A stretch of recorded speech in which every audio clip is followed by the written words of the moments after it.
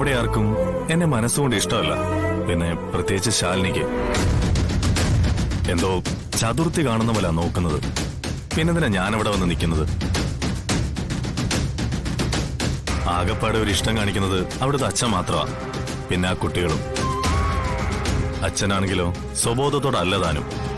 പിന്നെന്തിനാ വെറും പരിഹാസപാത്രമായിട്ട് ഞാൻ അവിടെ വന്ന് നിൽക്കുന്നത്?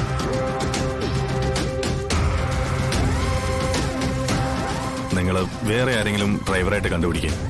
എന്നെ അങ്ങ് വിട്ടേക്ക്. ഹലോ ഹലോ,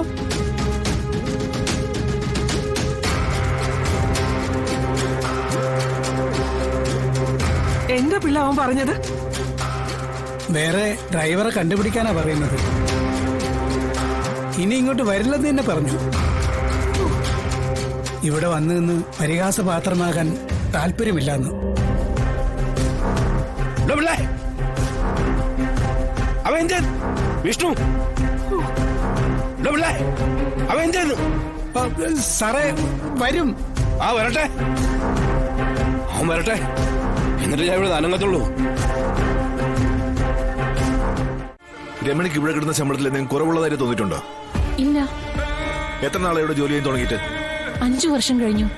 ഇതിനിടയ്ക്ക് ഇപ്പോഴാണ് കിട്ടുന്ന കാശ് പോരെന്ന് തോന്നിയതല്ലേ? ഡോക്ടർ എന്നെ തെറ്റിദ്ധരിച്ചിരിക്കുക. ഞാൻ ഒരിടത്തും കിട്ടുന്ന ശമ്പളം പോരെന്നോ എനിക്കത് മുതലാകുന്നില്ലെന്നോ പറഞ്ഞിട്ടില്ല. ആരോ ഡോക്ടറെ തെറ്റിദ്ധരിപ്പിച്ചതാ? എനിക്കൊരു തെറ്റിദ്ധാരണയില്ല. എന്റെ മുന്നിലെ തെളിവുകളിൽ നിന്നും ഞാൻ മനസ്സിലാക്കിയ കാര്യമായത്. ഇവിടുത്തെ ശമ്പളത്തിന്റെ കുറവ് കാരണം രമണി മറ്റാർക്കു വേണ്ടി മറ്റെന്തൊക്കെയോ ജോലി ചെയ്ത് പണം ഉണ്ടാക്കാൻ ശ്രമിക്കുന്നുണ്ട്. ഇപ്പൊ രമണിക്ക് കാര്യങ്ങൾ ഏകദേശം മനസ്സിലായി കാണുമല്ലോ. ഇനിയും മനസ്സിലായില്ലെങ്കിൽ ഞാനൊരു വിഷ്വൽ കാണിക്കാം. നോക്ക്.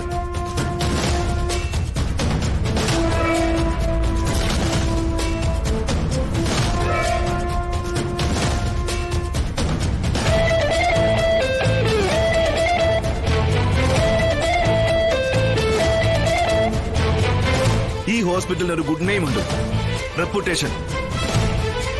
അത് വർഷങ്ങളുടെ കഠിനാധ്വാനത്തിലൂടെ ഞാൻ ഉണ്ടാക്കിയെടുത്തതാ. നിങ്ങളെ പോലുള്ള സ്റ്റാഫുകൾ ഇനി ഇവിടെ ജോലിക്ക് നിന്നാൽ അതെല്ലാം നിമിഷ നേരം കൂടെ തരിപ്പണാവും. രമണി ഈ ചതി ഈ ഹോസ്പിറ്റലിൽ കാണിച്ചത് ആർക്ക് വേണ്ടിയാണ്? അത് ആർക്ക് വേണ്ടിയാണെങ്കിലും ചെയ്തത് കൊടും ചതിയാ. അതുകൊണ്ട് രമണിക്ക് ഇനി ഹോസ്പിറ്റലിൽ ജോലിയില്ല. സർ, ഒരബദ്ധം പറ്റിപ്പോയത് മാപ്പാക്കണം. ഇനി എന്റെ ഭാഗത്തുനിന്നൊന്നും ഉണ്ടാവില്ല. ഇത് ഞാൻ അങ്ങനെ വിശ്വസിക്കും. എല്ലാ കള്ളന്മാരും പിടിക്കപ്പെടുമ്പോ ഇത് തന്നെയല്ലേ പറയുന്നത്? അവൻ അവളെ മരണത്തിൽ പോലും വിട്ടുകൊടുക്കാൻ പറ്റില്ലെന്നുള്ളതിന് മറ്റൊരു ഉദാഹരണം വേറെ വേണോ? എനിക്കൊന്നും മനസ്സിലാവുന്നില്ല. ശാരദാമ്മ എന്തൊക്കെയായി പറയുന്നേ? മോളെ, ഇത് ദൈവത്തിന്റെ നിയോഗമാണ്. ഈശ്വരൻ മനസ്സുകൊണ്ട് അറിഞ്ഞു ഒന്നിപ്പിച്ചതാ ശാലിനിയും വിഷ്ണുവിനെയും. ഹൃദയം ഹൃദയത്തോട് ചേർത്ത് നിർത്തിയ ബന്ധം.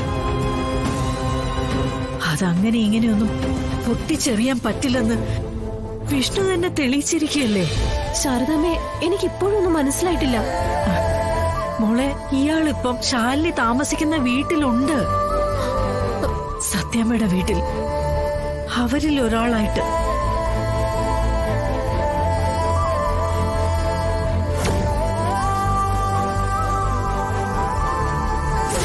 ഇവിടെ ഇങ്ങനെ നിൽക്കാൻ നിങ്ങൾ ഓരോ കാരണങ്ങൾ ഉണ്ടാക്കുക. ഇനി ഇതുപോലെ എന്നെ കൊണ്ട് പറയിക്കരുത്. നിങ്ങൾ ഇവിടെ ജോലി ചെയ്യുന്നതിനോട് എനിക്ക് എതിർപ്പൊന്നുമില്ല. പക്ഷെ കഴിയുന്നതും ഞാൻ എത്തുന്നതിന് മുമ്പ് പോവാൻ നോക്കുക. ഇയാളോ? എനിക്ക് വിശ്വസിക്കാനാവുന്നില്ല. മോളെ, ശാലിനി ഒരിക്കലും ഇക്കാര്യം അറിയരുത്. ഈ ഫയൽ ഒരിക്കലും അവള് കാണുകയും ചെയ്യരുത്. മോക്കറിയോ, ഞങ്ങള് ബലിയിടാൻ പോയ ദിവസം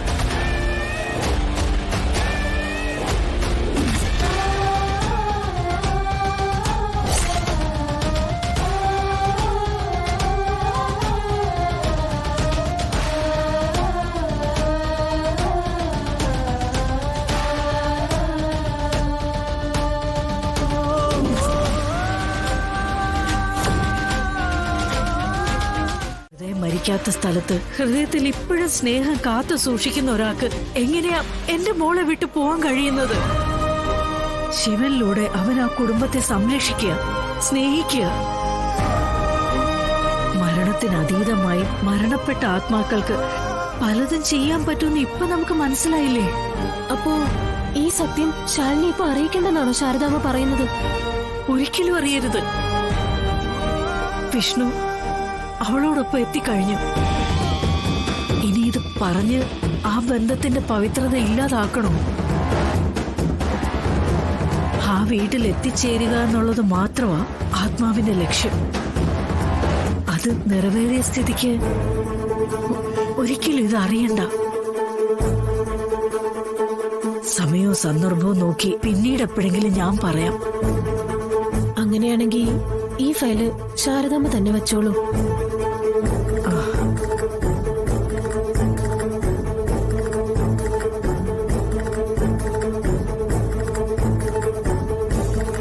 മോളെ, ഇനി ഈ ചിതാഭസ്മം സൂക്ഷിക്കേണ്ടത് മോളാ. ഞാനിത് വയ്ക്കട്ടെ.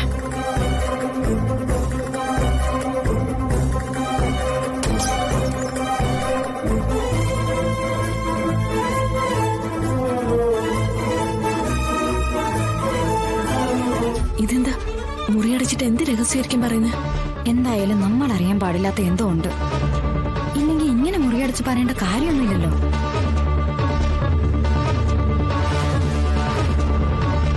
വാ, അധിക സമയം ഇവിടെ നിൽക്കണ്ട. ചുമരിന് പോലും കാതുകളാ.